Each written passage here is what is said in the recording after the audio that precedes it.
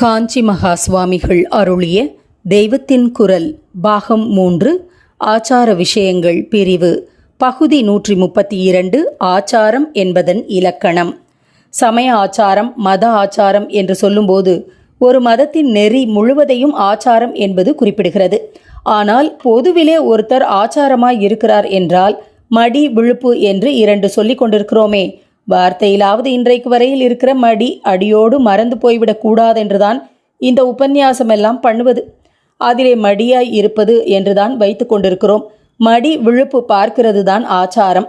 சாஸ்திரத்தில் சொன்ன பிரகாரம் ஒருத்தர் சிகை வைத்து கொண்டிருக்கிறார், கச்சம் போட்டு வேஷ்டி கட்டி கொண்டிருக்கிறார், புன்றதாரணம் பண்ணி கொண்டிருக்கிறார், நாள் நட்சத்திரம் பார்த்து காரியம் பண்ணுகிறார், கிளப்புக்கு ஹோட்டலுக்கு போவதில்லை, எவர் சில்வரில் சாப்பிடுவதில்லை என்றால் அவரை ஆச்சாரமாய் இருக்கிறார், ஆர்த்தடாக்ஸ் என்கிறோம்.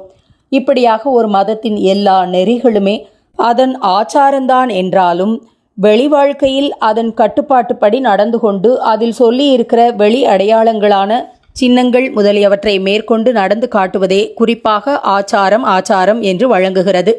ஆனால் ஆச்சாரம் என்பது முழுக்க வெளி விஷயந்தான் என்று நினைத்துவிட்டால் அது தப்பு. வெளி சமாச்சாரங்களாலேயே உள் சமாச்சாரங்களை உள்ளத்தை உயர்த்தி கொள்ள உதவுகிறது தான் ஆச்சாரம். அதோடு கூட நேராக உள்ளத்தின் சமாச்சாரங்களையும் வாழ்க்கை நெறிகளையும் கூட ஆச்சார சாஸ்திரங்களிலே சொல்லியிருக்கிறது. ஆச்சாரம் என்பதை தமிழிலே நேராக ஒழுக்கம் என்று சொல்லிவிடலாம். உயிரினும் ஓம்பப்படும் என்று திருவள்ளுவர் எதை சொல்லியிருக்கிறாரோ அப்படி நம் பிராணனை விட உசந்ததாக கருதி எதை ரட்சிக்க வேண்டுமோ அந்த தர்ம வழியே ஆச்சாரம். தர்மம் என்கிறது அகம் புறம் எல்லாவற்றிலும் எல்லா அம்சங்களையும் தழுவுகிற விஷயம் அல்லவா? இங்கிலீஷில் கேரக்டர் என்பதாக ஒருத்தனின் உள் சமாச்சாரமான குணத்தையும், காண்டக்ட் என்று அவனுடைய வெளி சமாச்சாரமான நடத்தையையும் சொல்கிறார்கள்.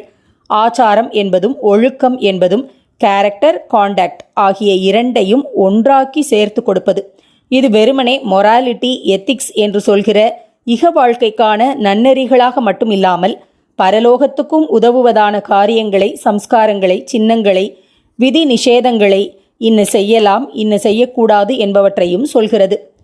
புற விஷயம் மாதிரி இருந்தாலும் அக விஷயத்துக்கும் உபகாரம் பண்ணும்படியாகவும் இம்மைக்கு மட்டுமில்லாமல் மறுமைக்கும் உதவுவதாகவும் நம்முடைய ஆன்றோர்கள் வகுத்து தந்திருக்கிற முறையே ஆச்சாரம்.